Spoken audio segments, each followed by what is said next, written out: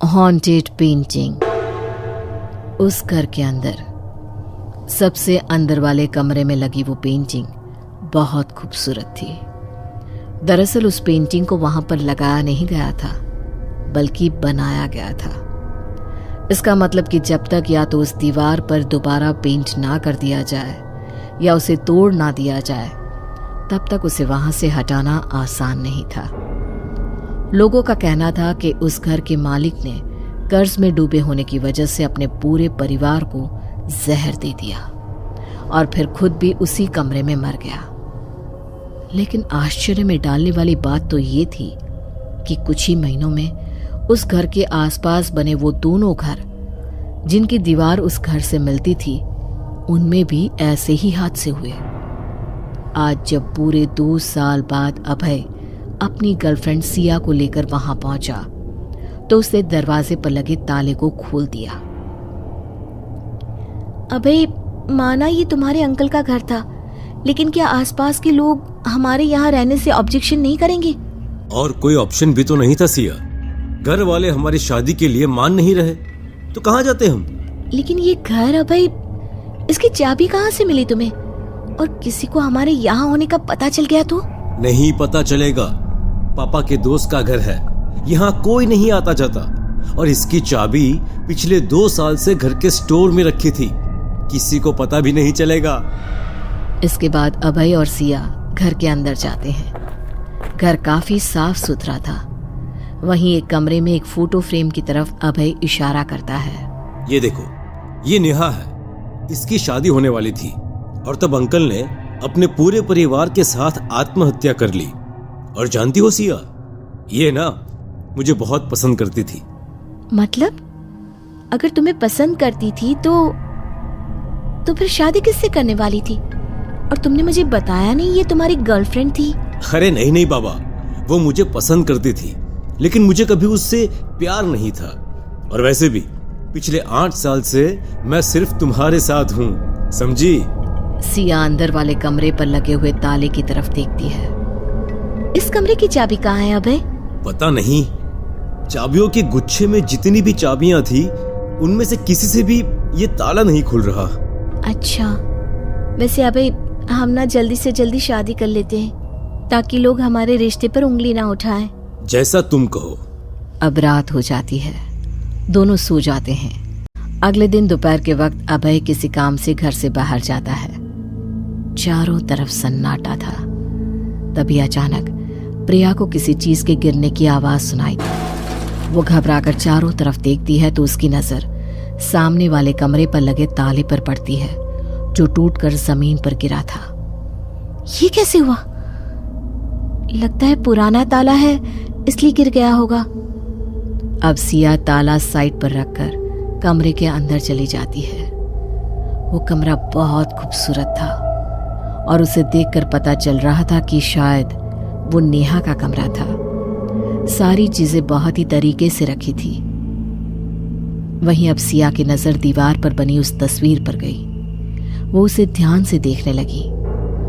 तभी अचानक उसे ऐसा एहसास हुआ जैसे उस पेंटिंग के अंदर बनी एक यंग और खूबसूरत लड़की की आंखें चमक रही हो। ये क्या? मुझे ऐसा क्यों लगा कि ये पेंटिंग वाली लड़की की आंखें चमक रही थी?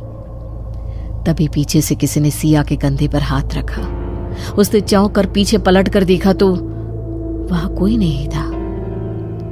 उसे वहम समझकर उसने इग्नोर किया।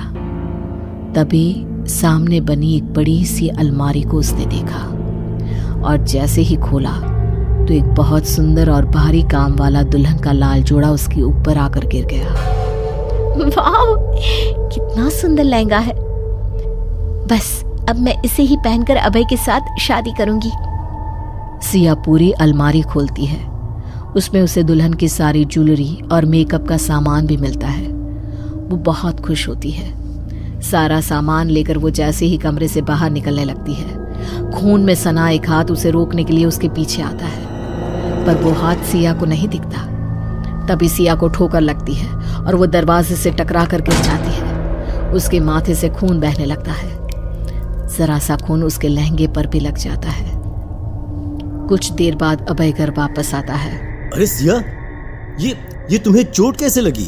कुछ नहीं अभय, वो बस गिर गई थी। और ये रूम कैसे खुल गया? अरे इसकी तो चाबी नहीं थी। और ये ड्रेस कहाँ से मिला तुम्हें? बहुत सुंदर ड्रेस है, मैं इसे ही पहनकर तुमसे शादी करूंगी। अच्छा ठीक है, मैं पंडित जी से बात करके आया हूँ, कल हम शादी कर लेंगे। अच्छा सुनो, उनको इस घर के बारे में कुछ मत बताना। अगले दिन सिया उसी लाल दुल्हन के जोड़े को पहनकर अभय से शादी कर लेती है और अब उसे पहनकर घर आती है और उसी कमरे में लगे आईने में अपने आप को देखने लगती है। तभी उसे दिखता है कि उसके पीछे कोई खड़ा है, जिसे देख सिया जोर से चीखती है। क्या हुआ सिया? तुम इतनी जोर से चिल्लाई क्यों? मैंने अभी अभी यहाँ किसी को देखा था, मुझे ऐसा लगा जैसे कोई मेरे पीछे खड़ा था। सिया की बात सुनकर अभय जोर जोर से हंसने लगता है। अरे कोई नहीं था, मैं ही था, बस ऐसे ही तुम्हें छेड़ने की कोशिश कर रहा था। वैसे एक बात कहूँ, आज ना तुम बहुत ही खूबसूरत लग रही हो। अच्छा, अब ज्यादा बातें बनाने की जरूरत नहीं है, मैं जानती हूँ तुम ये सब क्यों कह रहे हो। अरे सिया, अब तुम्हारे और मेरे बीच में कैसी दूरी? आज हमारी शादी हो गई है ना, और ये हमारी पहली रात है। सिया जैसे ही अभय के करीब आती है, उसे ऐसे लगने लगता है जैसे उसके शरीर पर पहने हुए कपड़े अचानक ही बुरी तरफ से चुभने लगे थे। धीरे धीरे उसे अपने पूरे शरीर में दर्द और अजीब सी बेचैनी महसूस होने लगती है। अबे पता नहीं क्यों, लेकिन ये ड्रेस अचानक मुझे बहुत अनकंफर्टेबल लग रही है, मैं कपड़े चेंज करके आती हूँ। अरे लेकिन तुमने तो काफी देर से ये ड्रेस पहना हुआ है, अब अचानक से क्या हुआ? अब देखते ही देखते अचानक से सिया के हाथ और पैर काले पड़ने लग जाते हैं। वो बुरी तरह से घबरा जाती है। ये सब क्या हो रहा है अभय, और क्यों हो रहा है मेरे साथ? अभय भी सिया की इस हालत को देखकर हैरान रह जाता है। तभी उस कमरे की दीवारों पर चारों तरफ से कटे हुए हाथ बाहर निकलने लगते हैं। सारे हाथ खून से सने हुए थे और धीरे धीरे करके वो हाथ अभय और सिया की तरफ पड़ रहे थे। ये सब क्या हो रहा है अभय? लगता है हम किसी बहुत बड़ी मुसीबत में फंस गए। अभय, हमें यहाँ से बाहर निकलना होगा। अभय! लेकिन अभय सिया की बात का कोई जवाब नहीं देता। सिया अभय का हाथ पकड़कर उस कमरे से बाहर भागने की कोशिश करती है, पर तभी उसे महसूस होता है कि अभय ने उस हाथ को कसकर पकड़ लिया है और उसके बाल पकड़कर वो उसे अंदर की तरफ खींच रहा है। छोड़ो मुझे अभय! अभय क्या कर रहे हो तुम? पागल हो गए हो क्या? क्या हो गया है तुम्हें? पागल मैं नहीं, पागल तुम हो, और आज के बाद तुम्हें इसी कमरे में कैद होकर रहना होगा। क्या कर रहे हो तुम? क्यों कर रहे हो मेरे साथ ऐसा? आखिर क्या बिगाड़ा है मैंने तुम्हारा? तुम्हें हुआ क्या है अभय? तुम्हें इस घर में लाना मेरी चाल थी सिया, क्योंकि नेहा की शादी किसी और से नहीं बल्कि मुझसे ही होने वाली थी, और उसकी आत्मा हमेशा के लिए इस तस्वीर में कैद होकर रह गई है। अगर मुझे उसकी आत्मा को इस तस्वीर से बाहर निकालना है तो उसकी जगह किसी और की आत्मा को इस तस्वीर के अंदर भेजना होगा, और मैं अपनी नेहा के लिए कुछ भी करूंगा। नहीं अभय, तुम ऐसा नहीं कर सकते, तुम मेरे साथ ऐसा नहीं कर सकते। हमारी शादी हुई है, मैं तुम्हारी पत्नी हूँ। मैंने हमेशा सिर्फ और सिर्फ नेहा से प्यार किया है, और उसकी आत्मा को तुम्हारे शरीर में डालकर मैं अपनी पूरी जिंदगी उसके साथ ही जीना चाहता हूँ। और इतना कहकर अभय अपने हाथ में पकड़े हुए कांच के टुकड़े से सिया की गर्दन काट देता है। देखते ही देखते उसकी गर्दन से खून बहने लगता है।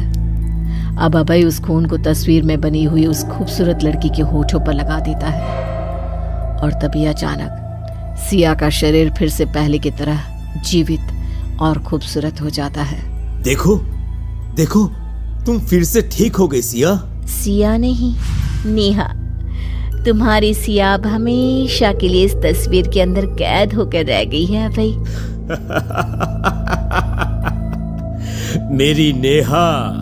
उसके बाद नेहा और अभय उस कमरे पर ताला लगा देते हैं और सिया हमेशा के लिए उस खतरनाक जाल, उस पेंटिंग में फंस कर रह जाती है।